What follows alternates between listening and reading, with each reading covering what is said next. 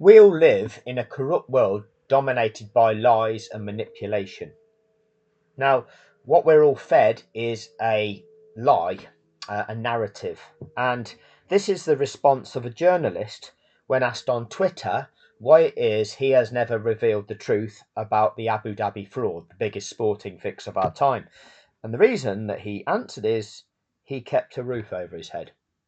He complied with the narrative to keep his job and keep getting paid. That is the system that we are in. He is one of many perpetrators who have attained a position which is comfortable for him. He's getting paid to perform a role that many people aspire to because they see it as being a glamorous role. And what he's actually doing is lying to people to perpetrate an agenda. Now, that was not the actual, Buxton's not the focus of this video. We're seeing something in America at the moment, the state in the world with probably the biggest weaponry arsenal on the planet, capable of dominating and obliterating anybody else on the planet. And essentially, that government is doing things that are illegal and killing its own people. Nobody's standing up to that. What's going on? So we're supposed to have developed laws, human rights in this world over the course of time. They are being breached. Not due process. Due process is developed over time. The proper way of doing things so that everybody is protected, so that it protects people from acts of tyranny, protects people from being impacted by criminality. And yet all of that is being ignored.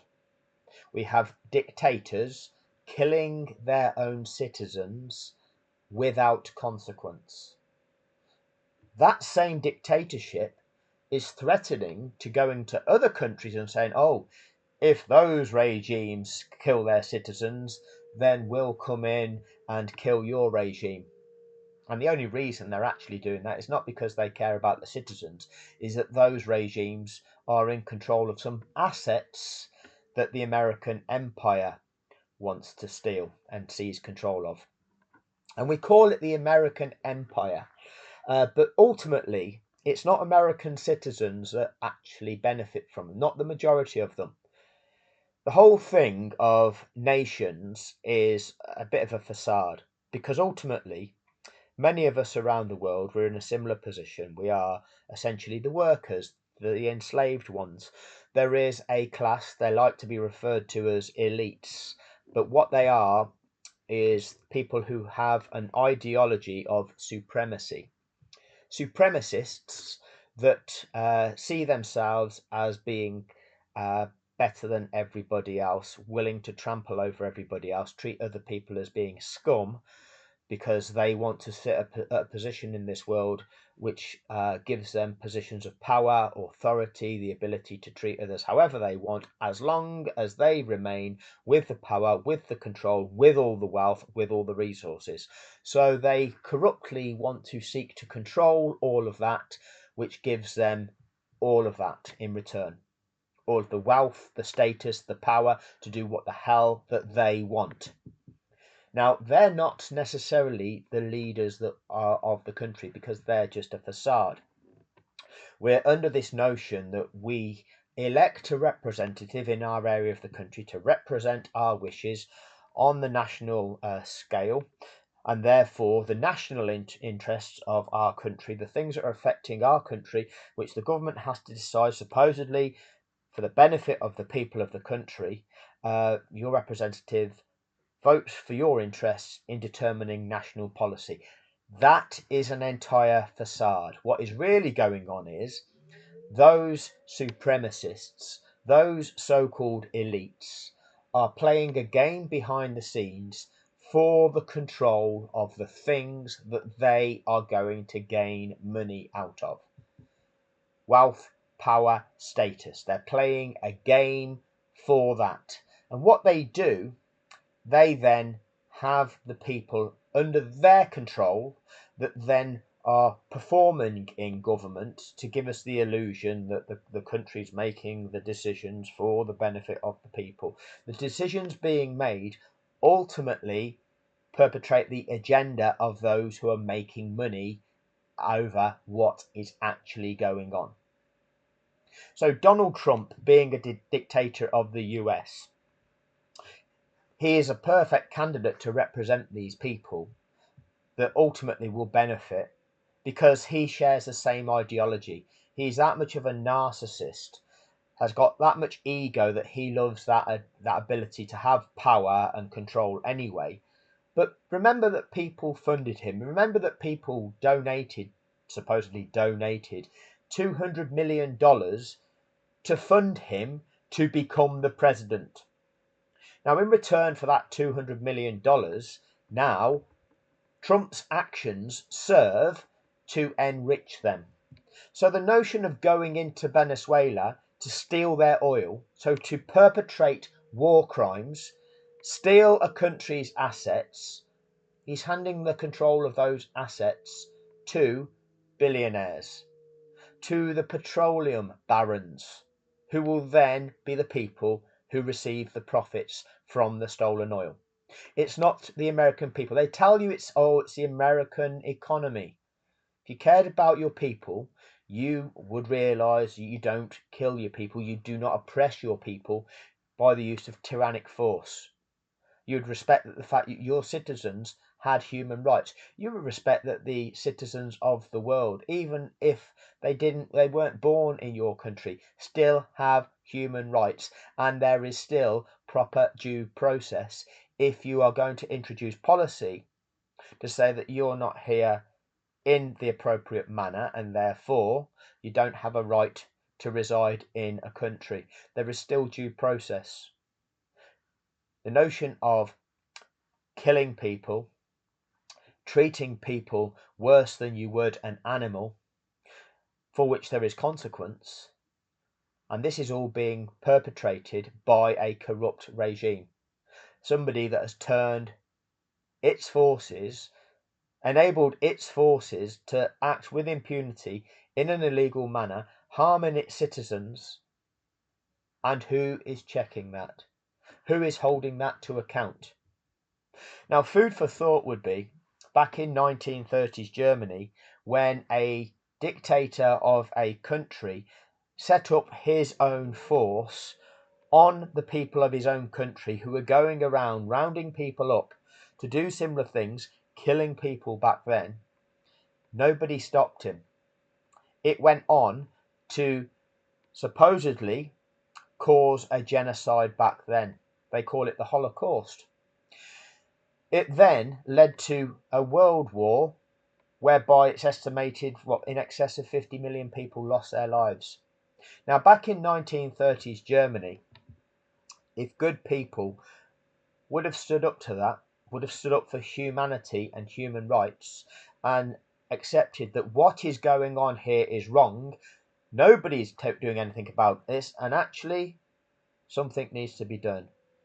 And if it is so corrupt that he has surrounded himself with a regime, supposedly government officials to protect him, to not hold him to account, supposed law lords, judges of the time, not finding him guilty, not holding him to account for his criminal acts, which are breaches of law, but because the law is a tool of those in power to manipulate things, to find them innocent of their crimes, but to find you guilty of your crimes. Nobody did that. Now, had somebody have taken Hitler out back in the 30s, would 50 million people have lost their lives during the Second World War?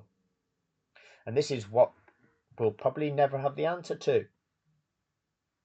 Had somebody have taken out the dictator back in the 1930s, how many innocent lives would have been saved? We've got all the graves of the people who lost their lives when people were put at conflict. You're giving a narrative of what people were fighting for. The values for freedom. What are we living under now? the freedoms, but who controls our freedom? Who dictates the cost of our lives? Who keeps us in this state? Who is actually creating the conflicts? Is it anybody that is watching this video, listening to this video? Are you seeking a conflict with another country? No, you're not. Who is? Well, it's those that want the oil because they can make trillions of dollars out of it. They're the ones that want to pit people at conflicts. They're the ones that are willing to go kill people to steal it. It's those with the ability to rape the world, because what they do, they steal the resource and then they set the price. They know that people need it for their existence, and then they hold you to ransom for it, determining the cost of your existence. And that's with anything that we all need. They take ownership of it. They then set the price of it. That determines the cost of your existence. That sets the price that you have to meet every month to exist. And they keep manipulating that price, making your life more challenging at every step of the way, whilst they become multi-billionaires and your life is a constant struggle. That is what we live in. They own the media. They pay the faces in the media to tell you how things really are. Those people will happily take the money because it works for them. Many people are mercenaries, happy to take the money, being content that, oh, they're doing okay. Yeah, I'm in a position that I'm happy with. I'll take the money and perpetrate their agenda. Tell the world, mind conditioning the world with the narrative. The lies that are ultimately benefiting the billionaire class while subjugating everybody else. Judges do exactly the same thing. They're sold to us. They're presented to us as being people who are independent and only uphold the law. It's a lie, because they're not holding the perpetrators to account. They're holding the people that challenge their dominance to account. So they serve agenda. They take their £150,000, £170,000, up to £300,000 of taxpayer funded salary. And then what they do, the decisions that they make, they gaslight the world too. Oh yeah, it's complicated, but the billionaire class has done nothing wrong here. But you, in challenging the decisions, oh, you've committed a crime. That is what really goes on. Now, I'm going to demonstrate in this video some of the lies that we are being fed. I knew this in terms of, I knew that we were being fed a lie back in 2021 because I saw something with my own eyes, heard things with my own ears that I knew to be entirely false, so tried to use that as an example to wake people up. And since then, what we've seen is the events that have taken place in this world. And now it's mask off time. They don't care. They're doing it with such carefree abandon. They don't care. And the reason they don't care, they've got that much power, that much control, that they think they're untouchable. They think that they are untouchable. Now, like I say, back in the 1930s, if somebody would have taken out the dictator and those around him that supported him and enabled him, how many millions of lives would that have saved? How many millions? So for those of you who actually will come to my comment section defending everybody, and we all should defend everybody, think about it that way. You shouldn't be defending the criminals who are causing the harm. You should be defending the rights of the people who are being harmed by the criminal behaviour. There should be consequence for people that are behaving with that ideology. But the trouble is, the corruption is so deep that they've manufactured societies so that they sit at such a level, have so much extra wealth that they actually control things, and they set a system in place around them, or a part of a system which makes them untouchable. The system which applies law and order, they've infiltrated it so that they are not held accountable to it, and they use that to oppress those that try to challenge their dominance of it.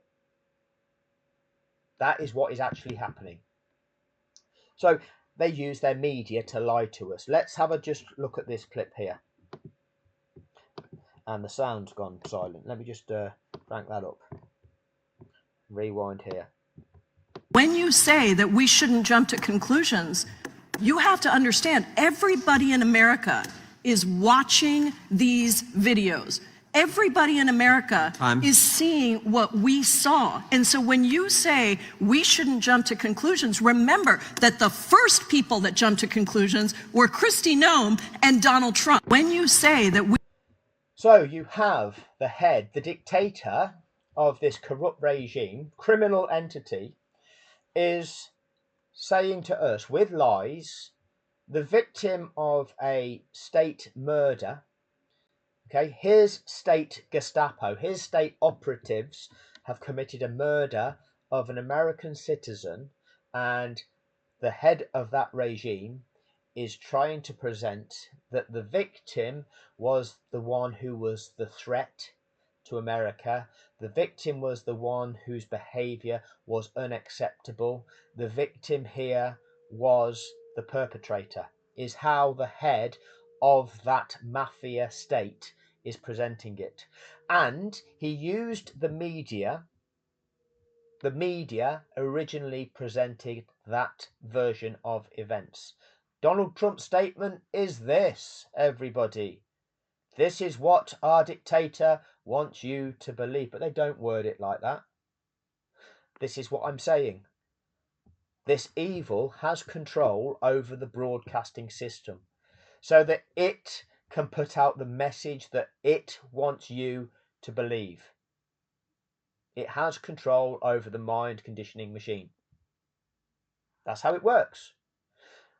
The elements to their systems of control is the ability to convince the masses of their narrative and to enforce their narrative, their agenda, through the utilization of their stormtrooper forces to enforce it, the likes of police, the likes of ICE, the likes of their military, to enforce.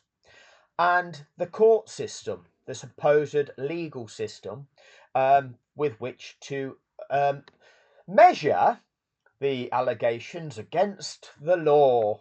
But that's so complicated you won't understand. One lawyer can argue this and another lawyer can argue that. It's a tool of manipulation to manufacture outcomes, to manipulate outcomes. For whom? Who created that construct? How has it become bastardized because it's not pure? Whose interests does it serve? Why does it cost you money? Why should justice cost? Anyway, let's get into some of the things here that we're going to talk about in this video, because like I say, I identified it back in 2021, and this is the kind of things, the lies that we've been fed, the gaslighting. So have a listen to this. Why it got so messy and where the FIA and the sport go from here. Lewis Hamilton said on Team Radio, this is getting manipulated. Well, was it? There are thousands of people who believe it was, but there remains no evidence to prove that. The person that was the victim of a situation says it's been manipulated, and the media say, oh, there's no evidence. There's no evidence. There's no evidence.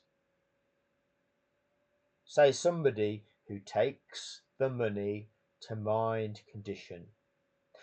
How many times have you seen comments in my comment section from people with an agenda trying to broadcast that what I am evidencing isn't evidence. How many times have you seen that? And this is Simon Lazenby of Sky Sports F1 presenting to the world that there is no evidence of manipulation. Said on team radio, this is getting manipulated. Well, was it? There are thousands of people who believe it was, but there remains no evidence to prove that. So was it just highly questionable decision making? And he then directs your thoughts. So was it just highly questionable decision making because there's no evidence of manipulation? Well, I'll show you the evidence in this video.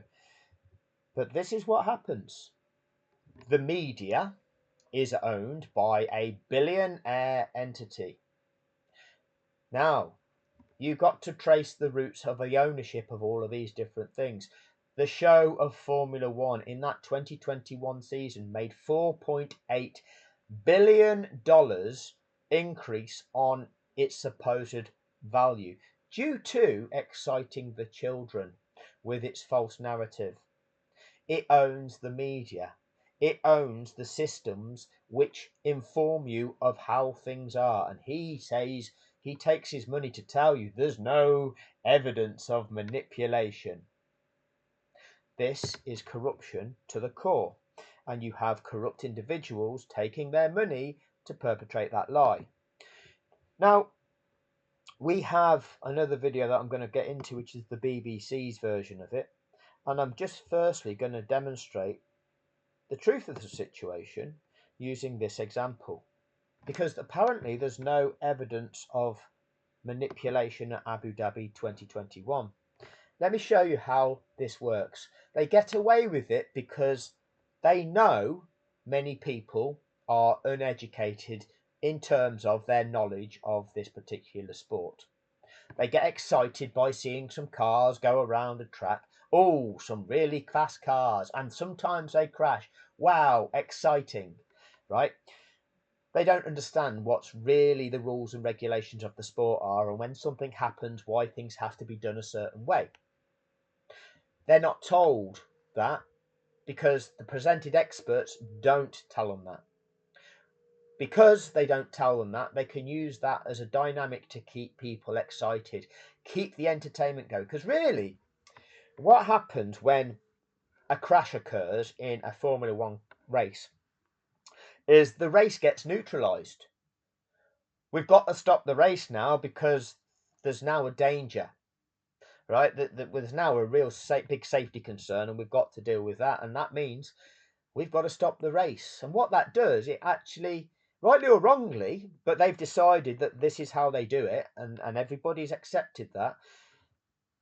Now, because somebody's crashed, all of the advantages that have been built up, they now get wiped out, and everybody now bunches back up together before we start off again. That's how they've decided it. But there's a process that must be obeyed for that to happen.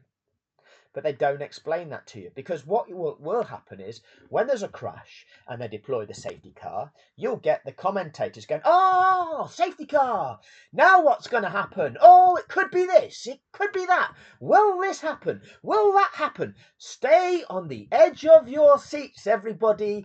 This is going to be chaos when it gets right. This is how they gaslight you, and it's not like that at all. But they're being paid to do that because they're being paid to keep you engaged with the show. Now, here is the example of the 29 Spanish Grand Prix. Race director Michael Massey is the race director for this race. We're witnessing a race here. Lewis Hamilton is leading that race. But I want you to focus on this orange dot of Lando Norris and the pink dot of Lance Stroll on this start-finish straight here. So this is the layout of the Barcelona track. These dots represent the positions of each of these cars around that track during that race. The leader is Lewis Hamilton, and he is located here near the top of the screen where I'm trying to wave my cursor, Ham, there, the greeny dot. He's leading the race, and if you go back around the track here, back to here, turn to the next car behind Lewis Hamilton is Sainz. in an orange McLaren at the time. Now, Sainz was in 11th position. That indicates that the lead car, Lewis Hamilton, had passed and now hence lapped 11th place in that race. If you go up the road, the car ahead of Lewis Hamilton is a blue dot of Alex Albon, and you'll see across on this list on the right hand side, Albon is in 10th position. So that means that Lewis Hamilton has lapped 11th and not quite caught 10th. So he's in between 10th and 11th, having lapped 11th, and everybody behind 11th is also obviously clearly lapped. However, just because Carlos Sainz has been passed by Lewis Hamilton does not mean, because when Lewis Hamilton goes into the pits, let's say Lewis Hamilton was to pit, let's say Norris and Stroll don't crash and Lewis Hamilton pits on the next lap. Well, when Lewis Hamilton comes out, he's here in front of Perez, say, for example, meaning that Sainz is directly behind Albon. Okay, so Sainz is, potentially Sainz could be on newer tyres, having just pitted and now chasing Albon down. Anything could be happening in this kind of dynamic. Now, just because Hamilton is ahead of Sainz at this moment in time doesn't mean that these cars, having been passed by the leader, are eliminated. No, Sainz is still trying to catch and pass Alex Albon for that 10th position to score World Championship points. Championship points that then contribute to the season-long tally that will add to the championship. That applies to every single race. So, when there's a crash, they'll deploy the safety car. The safety car will be deployed on track. It will pick up the leader. All these cars have to wait behind. Let's have a look at the dynamics of how this unfolds. So, what we're going to see here, if you focus on the orange dot of Lando Norris and the pink dot of Lance Stroll, they'll go round turn 1 into turn 2, and then they'll have this coming together. And you'll see the pink dot become stationary as it goes into the gravel, and Lando Norris tries to limp on. He is dragging gravel onto the track, ultimately realises his car is damaged and ends up just off the track, having to park his car because it's damaged. So, there is now a safety issue. There's a car in the gravel. Another car could fly into that gravel trap and smash into that car. There's gravel being dragged onto the circuit. And there's Lando Norris' car just off track again in the firing line should another car lose control and smash into Lando Norris' car. The FIA have an obligation to make this situation safe so that it's safe for all of the competitors. So they deploy the safety car to deal with this incident.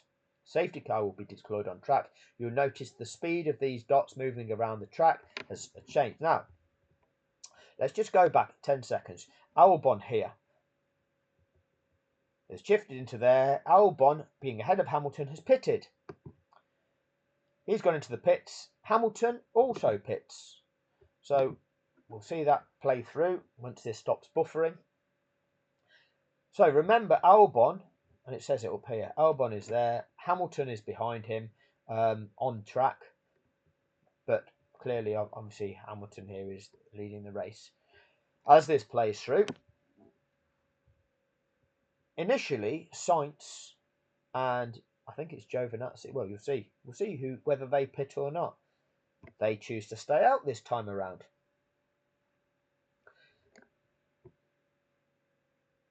So, we'll play this through, and you'll see that the safety car will pick up that lead car. The safety car will have been deployed to track. Now Hamilton, the leader, will be picked up by the safety car, and all of the other cars will be then bunching behind Hamilton.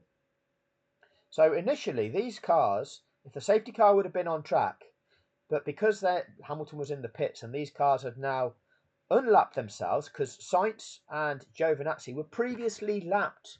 Hamilton was ahead of Sainz, but because he pitted, Sainz is now ahead of Hamilton. So they're unlapped relative to Hamilton. But what will happen is the safety car will pick up Hamilton. These will have been waved past the safety car and will disappear off around the track. Because it will be the safety car picking up the leader and then everybody bunches behind the lead car. Currently, the first lap of this safety car, this safety car situation, cars will be travelling to a delta. So they're not just allowed to speed off making it around the track. They're initially complying with a delta, which means effectively they're speed limited for that first lap whilst they're dealing with this situation.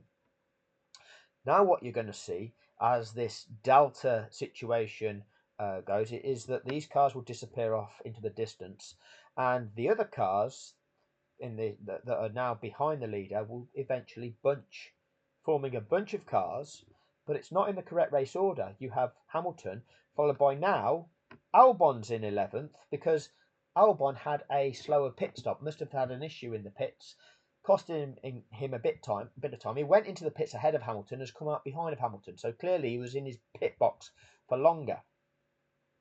These cars, now look at Sainz. Sainz has now gone into the pits because they had this opportunity to pass the safety car and disappear off around the track. He's now that far ahead of the safety car that he can get in and out of the pits, having changed tyres, be ahead of that safety car still, and now when he comes out of the pits, you'll see an orange dot emerge onto this pit straight soon. There he is. There's Sainz, and he will be ahead of the safety car snake, and he'll disappear off around the track. So prior to this crash between Norris and Lance Stroll, Sainz was behind the leader. Albon was ahead of the leader. You've got these pit stops that people have chosen and got the benefit of due to this safety car situation. And from being able to compete for 10th and 11th, the relative positions of these have been reversed. 10th place Sainz now, 11th place Albon. We are going to end up in a situation when Sainz will accelerate away from this safety car. We're going to get to a position where Sainz will be at the back of this safety car bunch. Albon will be near the front of it, almost a lap behind Sainz. Now, if there was something optional about this procedure, would Albon's team have risked pitting him and putting him in a situation where he was left a lap behind? Not only would he lose position, okay, but be left a lap behind the car that he was then looking to challenge. Would his team have risked Albon being left a lap behind Sainz? You're now in 11th position, out of the points. Not only are you out of the points, you are now a lap behind the guy that you were previously ahead of. Would his team have put him in that position? These are all highly complex race engineers with degrees, engineering degrees, know a lot about maths, statistics, and strategy. Would you make that decision? And the answer is no, you wouldn't. There are a set of rules, there are a set of regulations, all teams know what they are. They are there for a reason. Because if you intervene in a race because of a safety incident, then it neutralises racing, and prior to the resumption of that race, you have to carry out this mandatory procedure in order to reset the mandatory start condition, which is resetting sporting fairness to all competitors, which is achieving the correct race order with all of the previously built up advantages between all competitors wiped out, affecting all of those competitors uniformly. That is what the regulations are for. That is what the regulations are for. So you now can see what's happening here. You've got the lead car Hamilton. Behind Hamilton is 11th place Albon. And as you can see, these cars bunch. We're nearly fully bunched. There's Sainz at the back of this bunch that is almost fully bunched. See, the bunch is about formed. And Sainz is at the back in 10th, but 11th place is now all this distance behind him. Will they let the laps runners through? I'm not sure it's mandatory, but that's normally on a wet day where they don't. And if they do, how long will they wait? is what they lied to the world about in Abu Dhabi, to manufacture a fix, to manipulate things. Now, Lazenby, well, once again, let's remember there is no evidence. And the sport go from here. Lewis Hamilton said on Team Radio, this is getting manipulated. Well, was it? There are thousands of people who believe it was, but there remains no evidence to prove that. There remains no evidence to prove that it was manipulated. And the BBC follow that up. That wasn't all, though. While the lap cars between Hamilton and Verstappen were cleared, other lap cars were not, to the bemusement of F1 journalist Chris Medland. It should either have been that those cars were still in the way, or that all of the cars had to go past. It should either have been those cars were still in the way, says F1 journalist presented by the BBC, Chris Medland, presented by their expert, the man that tells you the facts, Ros Atkins. It should either have been that those cars were still in the way, or that all of the cars had to go past. And in that. So this is how they lie to you and tell you it should have either have been that they go racing like this, or you've got to release them all that have been lapped. That's what the expert has just told you. Do you go racing with 11th place here and 10th place around there? No, you've got a specific set of regulations that you apply. I will show you Michael Massey applying those regulations. Here is Michael Massey applying those regulations. Because what happens is, firstly, the procedure is you deploy a safety car to get this situation safe. You get these cars under control, running at a safe speed, under control, slowed down. Once you bunch them, what you afford is a window of opportunity for people to be working on track at turn 2 and turn 3, removing those cars, sweeping the debris off the track, giving them a couple of minute window to be able to do that before this snake of cars comes back round and passes the scene of that. Rather than having a car travel round, passing that corner every 5 to 10 seconds, and therefore it not being safe for people to be on the track brushing away debris. No, you bunch them up, you create that window of opportunity, therefore it makes it safer for people to be working on that track, making that track safe. Once you have made that track safe, then you have a set of regulations to follow prior to being able to resume that sporting event. It is very, very simple. And yet the media will not tell you that, because they are in service to an agenda that broke the law. They broke the rules of the sport, and they broke the law by using their media to mind condition everybody to believe that it was even possible, even permissible for that sequence of events to take place. That is a criminal contrivance. That criminal contrivance benefits the billionaires. They utilise their media to mind condition the masses for an outcome that they made billions out of. And that is what happens in our lives.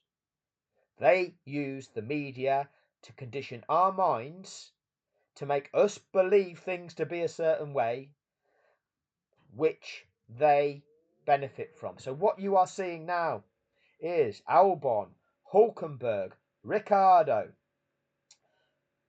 Perez, Russell. See, they've all passed Hamilton.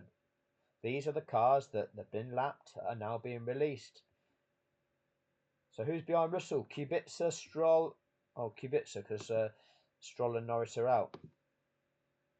So bearing in mind there are 18 competitors left in that race after the 2 have crashed out of the 20, then what's happening here? Well, here's the leader, Hamilton. How many of them have been released? Well, let's have a look. 1, 2, 3, 4, 5, 6, 7, 8. So, well, we know that this orange dot at the end of this bunch of cars is 10th place. Sainz. There's 8 cars being released. They were the ones held back behind the leader. So, once the last car has been released, now look at this as well in terms of the order of the cars. 11th place is Albon, he's there. And then we've got the 2 yellow dots of Hulkenberg and Ricciardo, yes, yes. And then we've got Perez, yes. But on track, we've got Russell. That would indicate that Russell's been lapped twice. He's only going to get 1 lap back. Raikkonen, he has been lapped. He's there. Then Giovinazzi, Kubica's in that. Okay, so he's ahead of there. So it would indicate Kubica's been lapped twice. They only get 1 lap back in those circumstances. That's the way it works. But once the last lapped car has passed the leader in the safety car will return to the pits at the end of the following lap. That is the mandatory regulation. What that is designed to do is give these 8 release cars the opportunity to make it around the track and rejoin the back of this safety car snake, affording sporting fairness to all the competitors. Okay, because rather than be left now significantly disadvantaged relative to Sainz, that they get the opportunity to speed off around the track, catch Sainz, so that when the race resumes, in the same way that all of these cars, they've had all the time gap between themselves and the car that they're challenging, they've had that wiped out. They've now got the ability to be right on the back of somebody that they were previously in a race in. They were 10 seconds, 20 seconds behind them. They're now right behind them, able to challenge them on the restart. And that should also apply here. It should apply for Albon being able to challenge Sainz. So that's what the regulation is for. The minimum requirement is they're released, and now they're just about to begin this lap, which is the mandatory lap afforded to these 8 cars with which to attempt to catch the back of the safety car snake. So once they complete this, before this lap that they're on now, that they've just started, that Hamilton's just started now, the mandatory requirement in the regulations is that racing cannot resume until they start the next lap. So the way it will work is the safety car its lights will go out at the start of the 3rd sector of the lap, telling people that it's going to come in effectively, preparing people for the restart. The safety car will then come around here, go to the pits. The leader will then dictate the pace of the race, and then Bolt basically beginning to obviously will speed up to a point whereby the moment he crosses the start finish line, the race will be live again. But what he'll have tried to do is try and catch everybody out by surprise, and in doing so got the jump of them so that he doesn't get overtaken on that restart. That's the way it'll try and work. You can see these cars, having been released, are now trying to catch the back of that safety car snake. So what we'll end up with is a line of cars in the correct race order with all the previously built up advantages wiped out. So what should be happening is now the safety car should have put its lights out, informing everybody that it's returning to the pits, and you should see the leader, Lewis Hamilton, preparing now for the restart, trying to get the jump on everybody for when this race restarts. Is that what we're seeing? Is that what we're seeing? Shall we have a listen? Behind the safety car sorts any fuel issues out, so they should be able to go for it. Safety car goes round again because we've got to wait for the lap runners to catch the pack. Yeah. We've got to wait for the lap runners to catch the pack. Will they let the lap runners through? I'm not sure it's mandatory, but that's normally on a wet day where they don't. And if they do, how long will they wait? Was when they lied to us. Behind the safety car sorts any fuel issues out, so they should be able to go for it. Safety car goes round again because we've got to wait for the lap runners to catch the pack. Yeah. I think as long as you let them go by half a lap, you could get on with it. But anyway, got another lap now, but I think... So Martin Brundle there lying to excite the kiddies. That's not the regulation, Martin. What you don't get in the sport of football is the commentators lying about the rules of the sport. Oh, I think the rules of the football are this. No, they're not. Verstappen will be the man under pressure from the Ferraris. But don't forget the two Ferraris as well, Martin, could also be under pressure from Pierre Gasly behind them. Gasly's on the soft compound tyre. The two Ferraris are on the mediums. Could Gasly... Stay excited, kids. It could be this, it could be that. What's going to happen now? When it does get restarted, one thing you need to be looking out for is this, because this could be happening and that could... This is how they keep the kiddies excited. Keep arousing the children to watch their show. That's what happens. But what the race director is doing here, he's using his discretion, which is 15.3 of the regulation. He knows that when you deploy a safety car, you invoke, of that year, Article 48, safety car regulations. Once the track has been declared safe, you carry out the required procedure to restore sporting fairness to all competitors by releasing the lapped cars. And once the last of those has passed the leader in the safety car will return to the pits at the end of the following lap. By the end of that following lap, those released cars had not caught the back of the pack. So he used his overriding authority over that safety car to keep the safety car on track to ensure that those released cars fully caught the back of the pack to restore sporting fairness to all competitors. That is the purpose of 15.3. You are lied to about 15.3 by the media serving an agenda.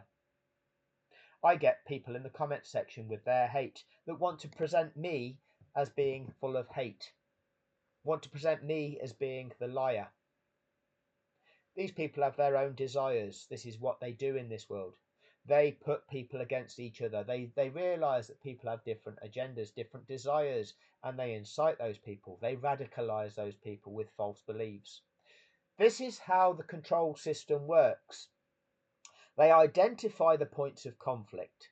They identify the various points of different interest that people have, and they incite people by radicalising people with false beliefs. This simply is regarding sporting fairness to all competitors. It applies at every event, applies uniformly to all competitors. Sometimes you benefit from that situation, sometimes you are a victim of that situation. If you are leading the race by 20 seconds, then that advantage you've built up over second place, that 20-second, you lose that. Another race, you might be in second place behind by 20 seconds. You get the benefit in those circumstances of being able to catch that and now being out in a better position to challenge. The reality is, everybody knows that they are the rules and that is what happens, and everybody accepts that in the event of a safety concern and the deployment of the safety car, that is the situation that's going to unfold. We can plan our strategy around that. It is what it is. They're the rules, and that's the purpose of the rules. That's what happened in Formula One. But what will happen in our lives and with the media is that those points of conflict, who you like the most, the thing that actually benefits you the most because of your desires, you should conflict with them about that. And whilst you're arguing, you're actually you're not focusing on what it is that they're doing. They're the ones that have made the billions. You might have got what you wanted in this race, okay? But in the next race, oh, what if you don't? What if their rules are applied differently and it affects you badly in the next one? No. You see, it might suit your agenda at the moment what's happening in the world. But what happens when it doesn't?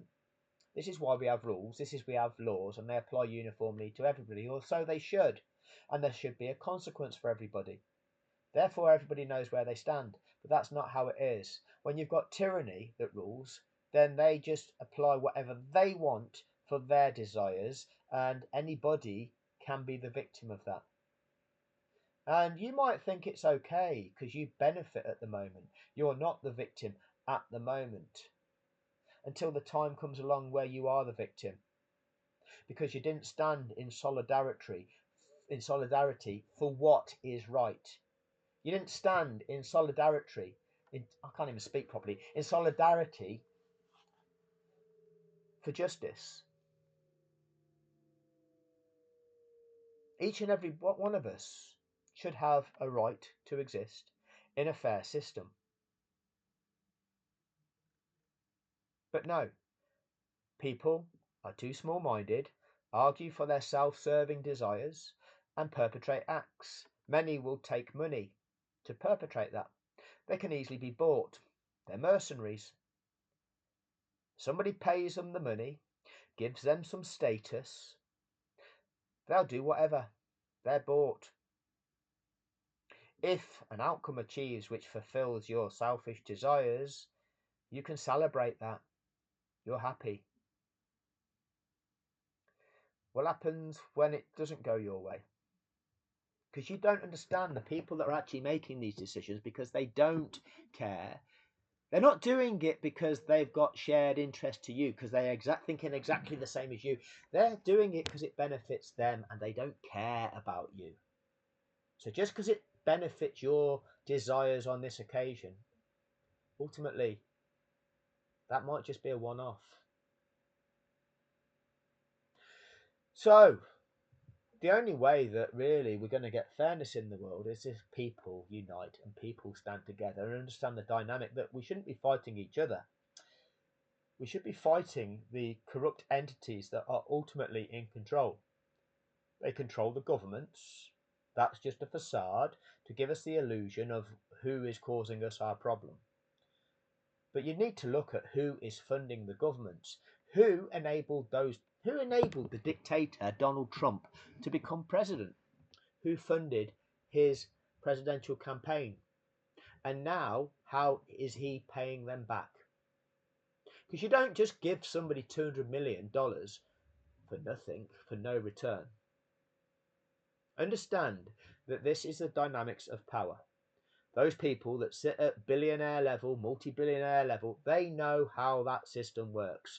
They know it's about subjugating the masses, exploiting the masses, every single one of us, putting us at war with each other. And they don't care. They don't care the impact it has on our lives. Some will benefit, some will get paid for being recruited by ICE and going out there. You know, these little men going out there, give them a gun, give them a badge, give them a bulletproof vest, and give them some power over people. They like that. Go on, you go and serve us. Yeah, then people, they're easily bought. They'll go and kill their fellow citizens. They'll go and kill their fellow citizens. People get bought to do crimes, which is fine until you're the victim of a crime.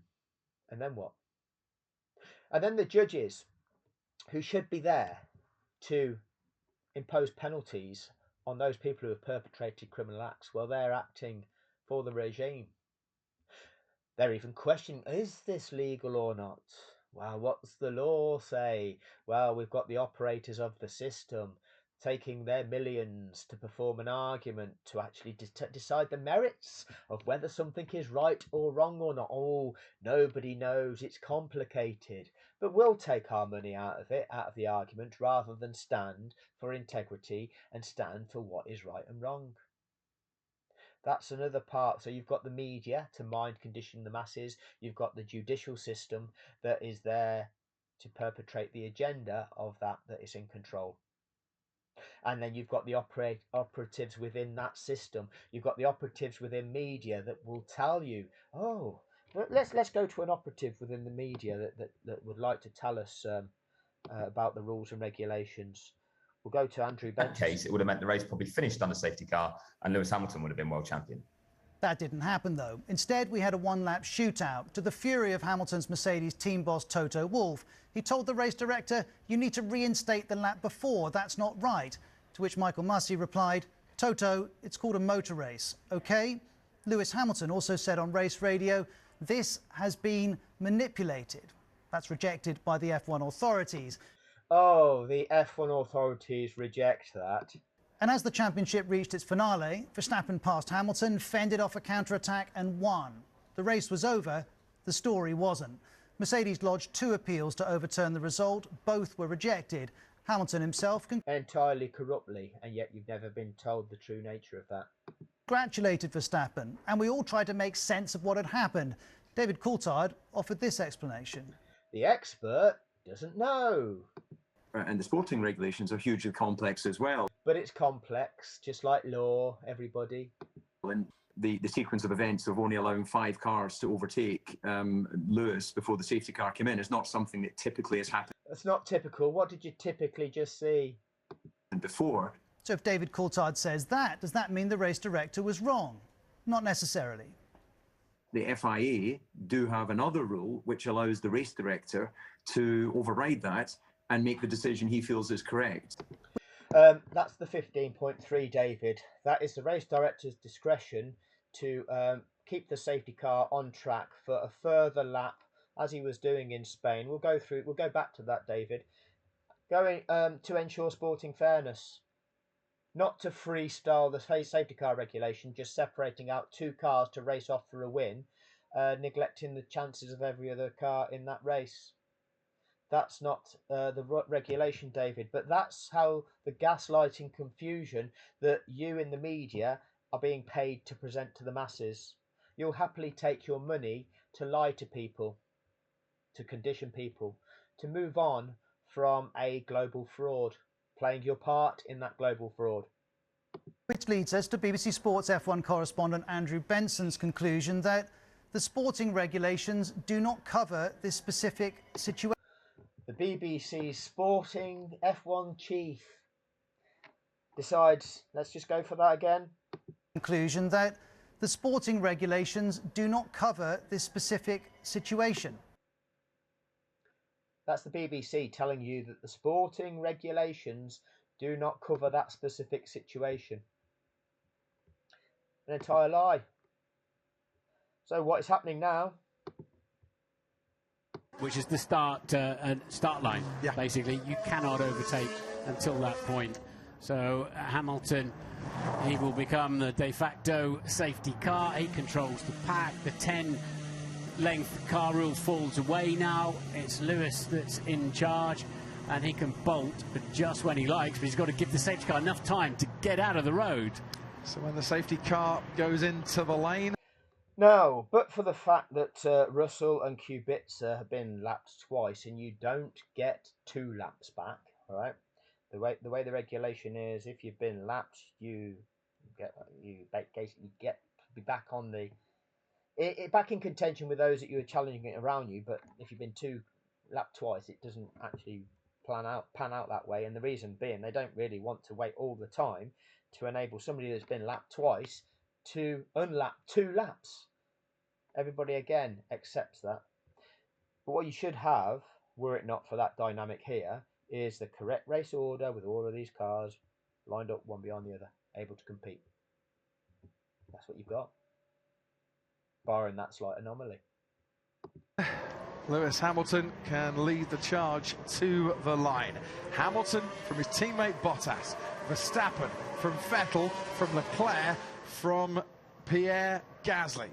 All the teams know that, and like I say, Albon, who was left a lap behind Sainz ultimately after that situation panned out, would his team have risked that situation were it not for the regulations that they knew would be applied prior to the resumption of that race? The answer is no. All teams know.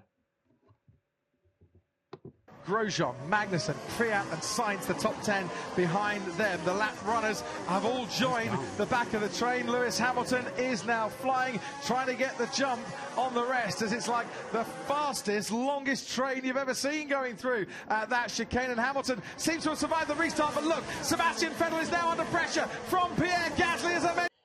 And we're racing again. Now you can go back and you can count how many laps elapsed from the moment that Lando Norris and Lance Stroll had their coming together, causing that safety car to be deployed.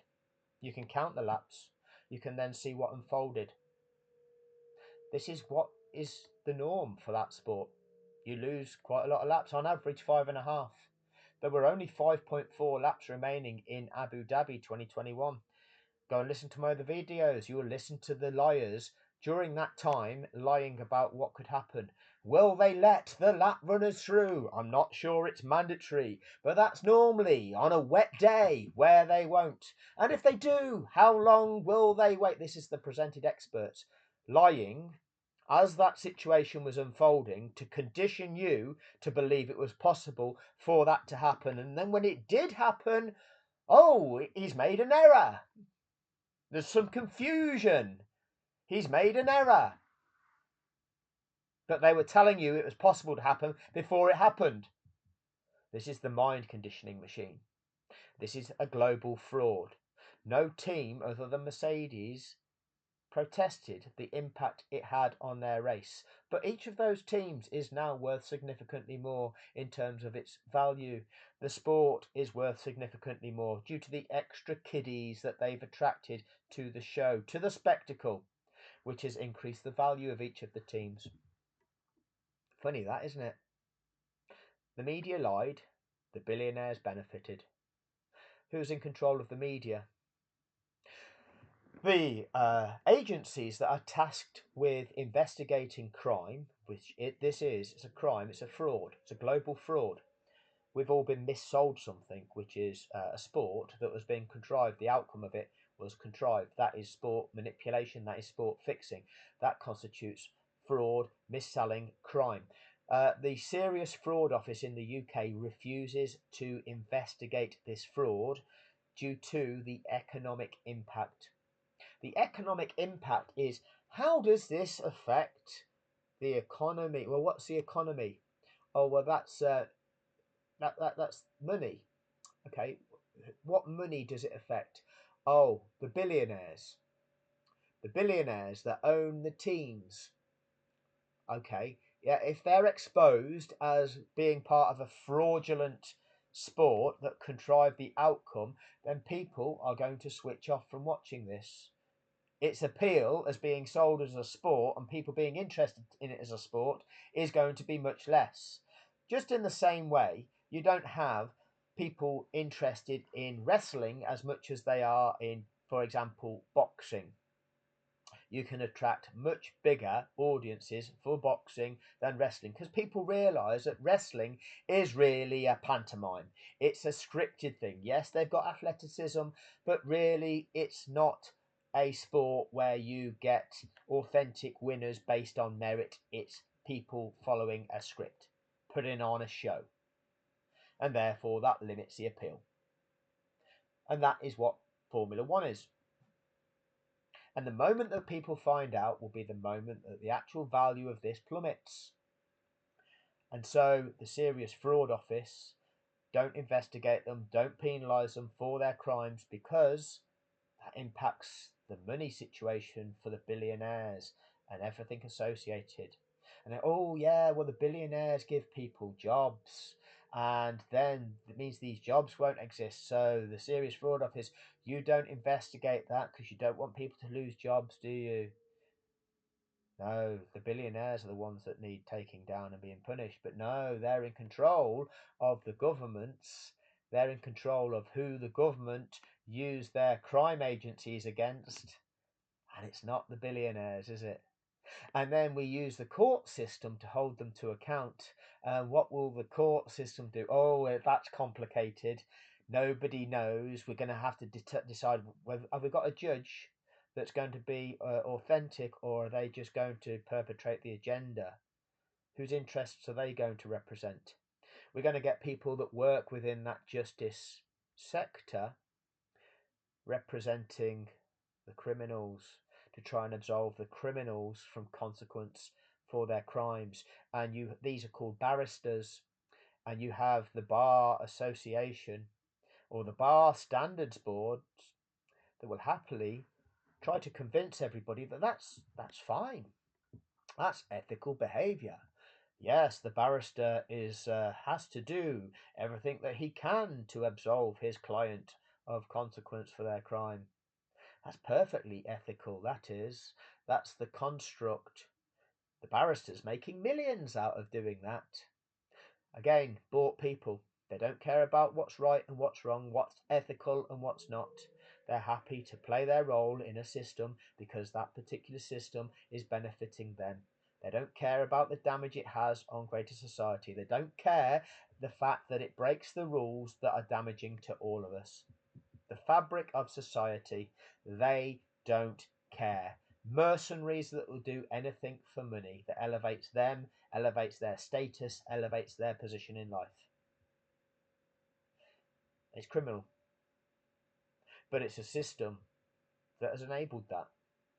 And the regulation that's supposed to uphold the things that are right, but that's all been eroded because it's been infiltrated by evil that enables that same ideology.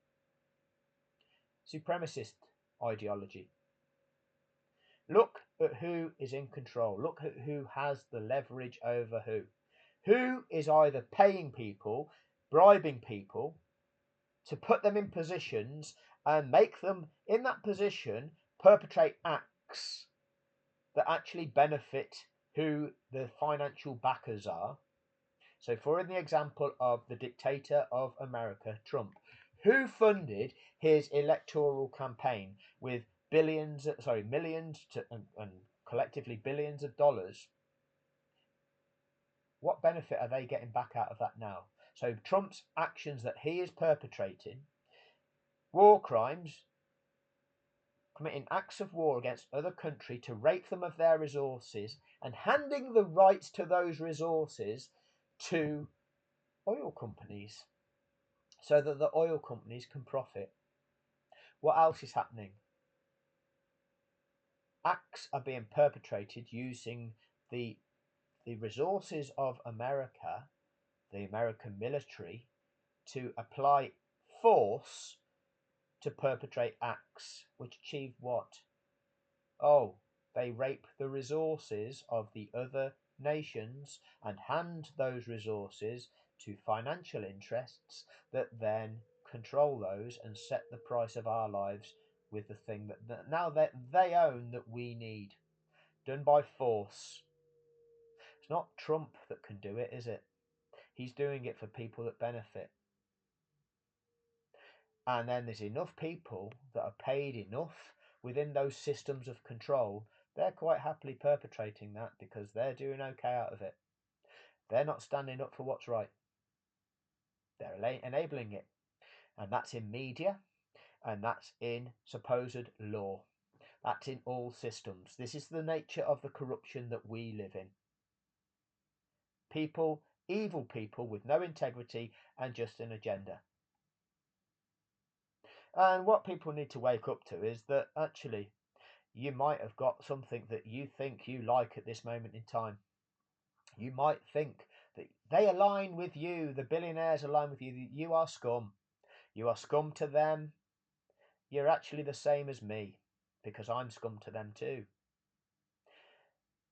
But the difference is between you and me, those who come here to project me as being vile, that project me as being an abuser, all of the abuse that I've received, just for evidencing the truth, all the lies that come to my channel to tell me that this isn't evidence.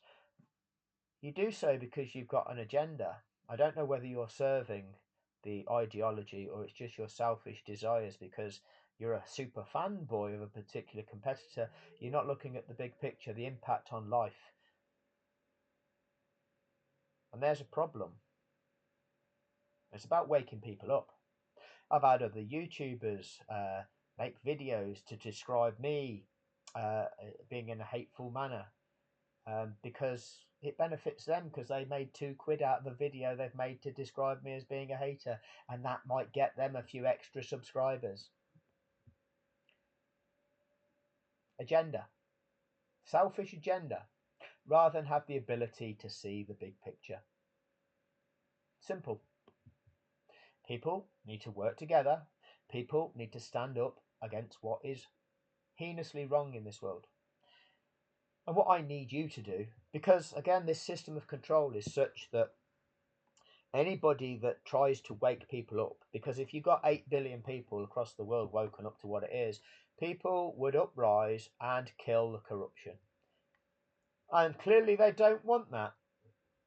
So they will utilize what they have at their disposal to try to silence the voices which encourage people to stand together for justice and for what is right. They'll try and paint people who do so as being terrorists. They'll try and present the people who oppose the oppression as being radicalized and trying to incite others to perpetrate crimes. I'm not trying to do anything like that. I'm trying to get people to be woken up to the true dynamics of what is really taking place and demand that we all need to stand collectively. Otherwise, divided, we fall. We need to stand united. Anyway, that'll do on this one. Thank you all for your time. What you can do is, rather than just click a thumbs up, if you're the first time here, rather than just subscribe, I'm not so bothered about the subscription numbers. What's important is you find a way of waking other people up, whether that is by sharing these videos, whether that is by you utilizing your skills to wake people up, educate people to the dynamics that I'm trying to talk to you about. The style in which I talk about it is not going to work on some people. People receive information in different ways. I'm very long-winded. I'm doing it about a certain topic that many people aren't interested in, so they immediately switched off. Okay, some people, they have to be amused. Their attention has to be captured within a few seconds, otherwise they've moved on already. Utilize your skills, your platform, to do whatever you can do to wake people up to the dynamics that I'm trying to expose in this video. If you, obviously, you can share this if you think it's going to help. Otherwise, use your skills and you need to do something else. Take responsibility, because just a thumbs up and moving on and doing nothing serves no purpose. That gives us the impression that something is moving, something's achieved. No, nothing has been achieved.